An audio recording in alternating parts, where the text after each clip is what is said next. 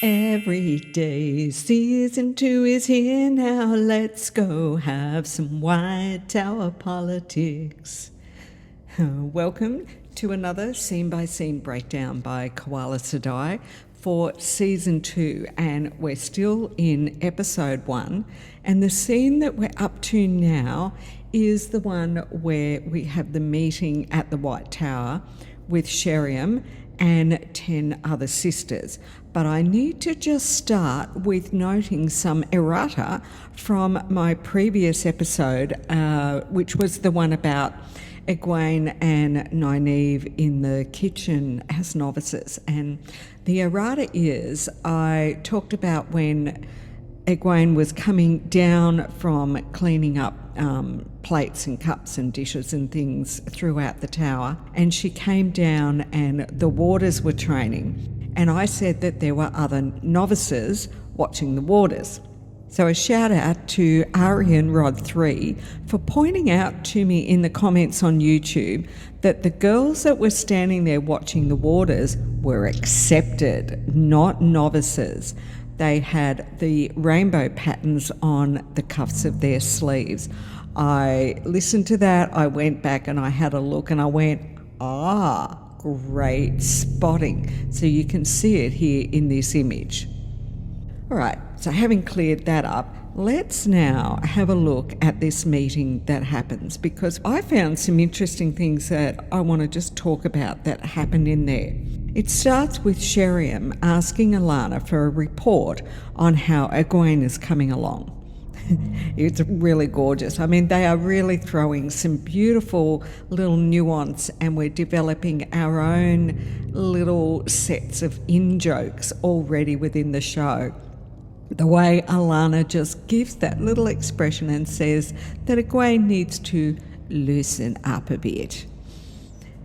Then we get confirmation that not only is Nynaeve blocked, but that she hasn't channeled at all since arriving at the tower. And this goes back to her conversation with Nynaeve in the previous scene in the kitchen, and that she hasn't channeled since the battle outside Valdara. Liandrin is also present, and she really shows her emotions a lot for an Aes Sedai. Have you noticed that?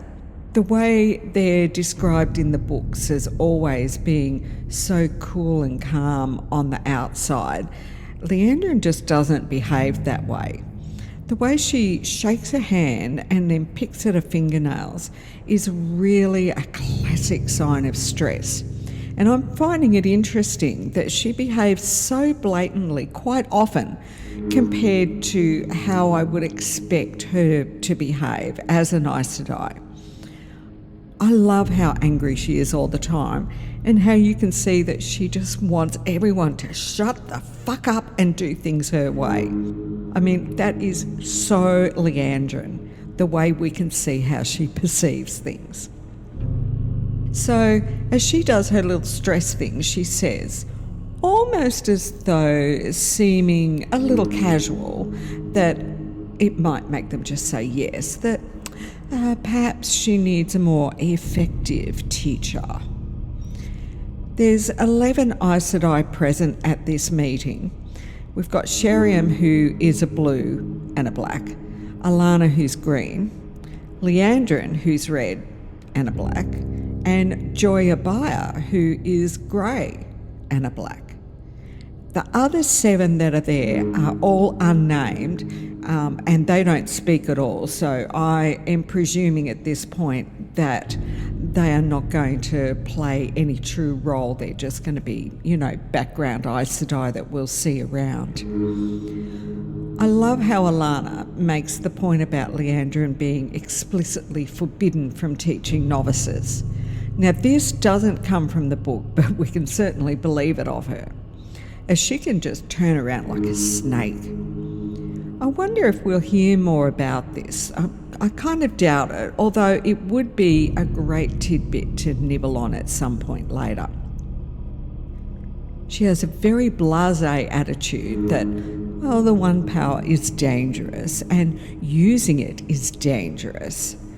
The way she suddenly just shows zero empathy really struck me. Then we get this comment from Sheriam that the tower used to be full and fewer girls come to us every year. Now, in the books, there's this belief that the ability to use the one power is being bred out of the population because all the men who can channel are found early in life and don't get to breed. Yet, the moment the Shonshin arrive, they're just snapping up women and young girls left, right and centre. Now, I have always believed that the issue is that the White Tower is hopeless at recruiting and even worse at training and retaining. We know that there are a huge amount of women in the kin. We also know that the Sea Folk deliberately send hardly anyone to the tower, just a weak woman in the power now and then just to shut them up. I know that a lot of people agree with what is said in the books about it being bred out of the population, but that has never sat well with me, and I am just getting a feeling that that is going to become quite obvious as seasons of the show go on. So anyway, we'll see. Liandrin now delivers a quick recap on what's been going on.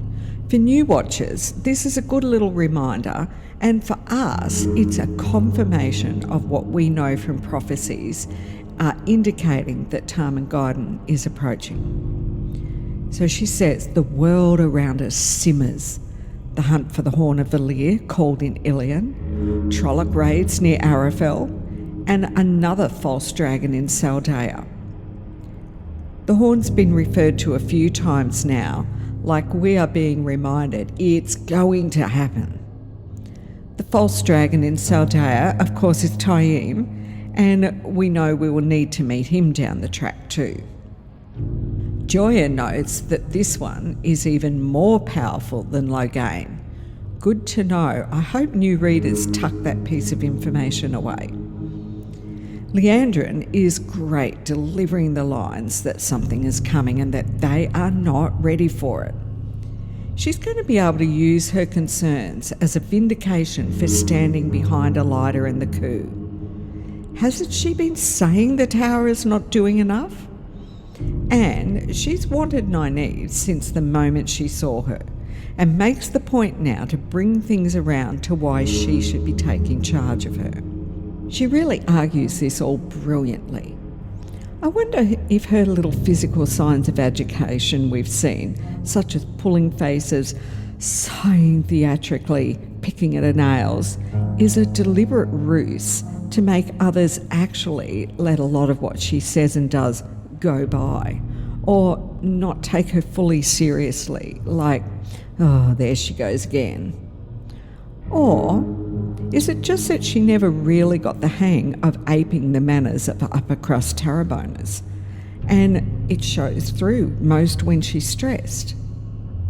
We know that she was born to a poor family, and this was something she worked hard to conceal by appearances.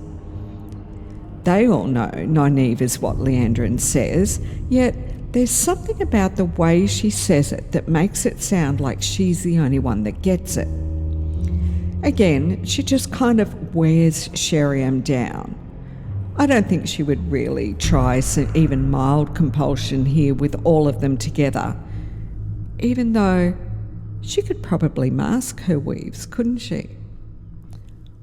Or maybe she has been using her mild compulsions on Sheriam regularly, and that moment of picking at her nails was a distraction for the others while she started an inverted weave. We see Sheriam looking at her for a protracted moment. She blinks a couple of times, and as she agrees to talk, Alana is obviously surprised. We know that Liandrin's talent is really used more to manipulate than true compulsion such as Megiddian is capable of. They may decide to foreshadow this by revealing that she has been compulsing other sisters, which could even help to make it less obvious that Sheriam is also a black. I do think that they're setting up something here, even though I prefer to use these breakdowns as breakdowns, not really to include theories. I just have to get that out here. I don't believe Sheriam knew anything of her dealings and agreements with Suroth and Ishamel, but Sheriam certainly wants to end the meeting all of a sudden and tells everyone to get out of there. That's again what just leads me to think, Liandrin's done something there, because everything just suddenly changed. I think watching these kind of interactions will be valuable. Liandrin completes this ruse by talking to Alana quite coyly, saying, "Who's ever been hurt by a little talk?" While Alana doesn't deign to reply, her face shows clearly that she is far less than impressed. Obviously, as a Green, she's had her eye on Nynaeve all this time as well, hoping to persuade someone with her strength to consider joining them. Everyone wants Nynaeve in their Aja, even if no one particularly likes her. I love how we get this sneaky introduction to a new character. If you're not using X-Ray and you're not a book reader, you wouldn't even realise that she's a named character, because she only delivers one single line. But how fascinating that she is at this meeting at all. And the one thing we find out about her is that she knows some detail about Taim. Joya was one of the first of the Black Sisters to be identified in the books. She's captured in the Stone of Tyr, and during the questioning she claims that Liandrin had intended her to free Taim and let him wreak havoc. This was then going to be blamed on Rand. It's good to keep these little things in mind when we're watching, because the fact we see her here with Liandrin and mentioning Taim, nicely done, Rafe. I wonder if we will see her ending too, as it is in the books. It's also interesting to keep in mind all the scheming that Liandrin has actually got going on, and her bigger plans as Black Archer. Not just for Nynaeve and Egwene, but for Rand and for Chaos. I hope you enjoyed this breakdown on that little scene. Did I miss anything? Is there something that you noticed that is going on there that I haven't included, or that harps back to things that have happened in the books? I'd love to know anything else that you can see in this. In the meantime, can you please make sure that you do like this video? Leave me a comment. I love to know what people are thinking, and make sure you're subscribed, of course. I'll be back soon with more of the same.